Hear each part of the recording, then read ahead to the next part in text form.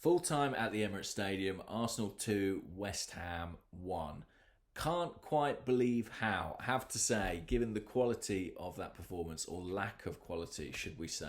I'm just going to take a quick look at the stats from the game now. 63% of possession for Arsenal, 7 shots to West Ham's 14. 3 each on target. West Ham won't believe they've lost that. Arsenal won't believe they've won it, but they have. And let's focus on the positives first and foremost and say it's another 3 points in the kind of game where we were drawing too regularly last season, dropping crucial points. We have got them tonight. I think it's difficult to make the case that we deserved them, and there were problems with this performance. I think to be honest, there were probably a few many changes. I think a bit of continuity was lost. If you think about it, the recent great form of the team in the Cup has been against big sides playing in a very particular way. And we actually deployed pretty much that 11, that system of playing, that style of playing at Fulham. But it paid for the dividends. We got the breaks, we were able to dominate in certain areas because they're not a particularly good side. On this occasion, Mikel Arteta changed it up a little bit. He made a couple of switches. Ceballos came back into midfield. Saka played as the left wing back ahead of Ainsley Maitland-Niles. And it's a funny one, Saka didn't actually have a great 90 minutes, but he made 2 massive telling contributions. And I suppose that makes that the right decision. He played 2 excellent through balls on both goals. That helps be the difference for Arsenal. But, West Ham played narrow. They were compact. They realised that, Holding, Gabriel, Ceballos, Xhaka is the little quartet that we play out of every single time. They congested that space and we really struggled. And losing Kieran Tierney in the warm-up really didn't help either. Kolasinac came in. We know he doesn't offer you the same options on the ball.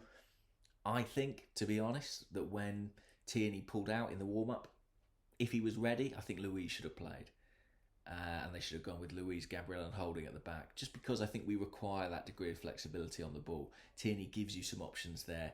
Kolasinac really doesn't. And I think Gabriel looks steady on the ball. Holding's okay, but I don't think they're anything like what Luiz gives you. So I would have brought Luiz in if he was fit to play at that point. Maybe he's still suffering with that neck problem. We don't know. We did take the lead. Brilliant play from Saka, who, as we say, played as left wing back, was getting in those advanced areas.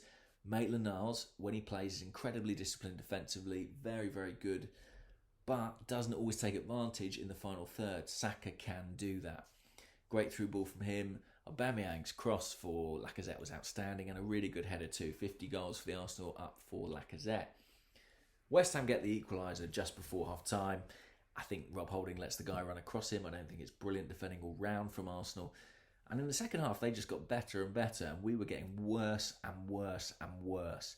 Fortunately, Arteta had a couple of subs at his disposal. Pepe, who I thought enlivened the attack a little bit, and Nketiah, who came on for a tired Lacazette, shall we say, and got the winning goal. And I'm really, really pleased for him. Another academy player came into the team, off the bench, made a vital contribution. I mean, if he comes off the bench and scores 5 winning goals this season, that will be massive. And I do think he has that potential. He's such a fox in the box, such a natural predator. Good play in the build-up from Saka again. Sabah showed good awareness, unselfish, squared it for Nketiah. Look, Arsenal got the goal they needed, and wow, they really needed that. I thought we were headed for a 1-1 draw. I thought we were headed for headlines of Emery ball, of ironic claims of we've got our Arsenal back. Instead, we've got 3 points. Instead, the positive momentum continues. There are problems that need to be addressed. Central midfield, I think, is a big one. Arsenal struggled for progression generally in this game, and having someone in the central midfield who could take the ball and turn and get away from his man would be a difference maker, I think, for this team. It's funny, what do we play next? Is it Liverpool? I've got a feeling it is. And in a funny sort of way, I think that fixture will suit us more than tonight. We've got the League Cup game against Leicester, of course, in the interim, but I think that will suit us a bit more because we can go back to the tried and tested, what we did in the Cup final, what we did in the Community Shield, what we did in the semi-final, what we did in the League game against Liverpool. We'll put Maitland-Niles back in at wing-back, probably see Luiz come in at centre-half. It will be a much more familiar team and way of playing, but we do have to problem solve. We do have to find a way of beating these teams who come and try and make it difficult for us. Credit to West Ham. they also made it pretty hard for us at our own penalty box as well. I mean, we played Fulham last week. They made a baffling decision to not play Mitrovic, and we really benefited from that. West Ham went with a bit of a battering ram in Antonio, and he caused us all sorts of problems. Anyhow, we got the win. I don't quite believe it, but we did. I'm on holiday at the moment. This is not my house, you might recognise if you're eagle-eyed. But I will be doing the Arsecast Extra on Monday, so I'll speak to you all then. Bye-bye.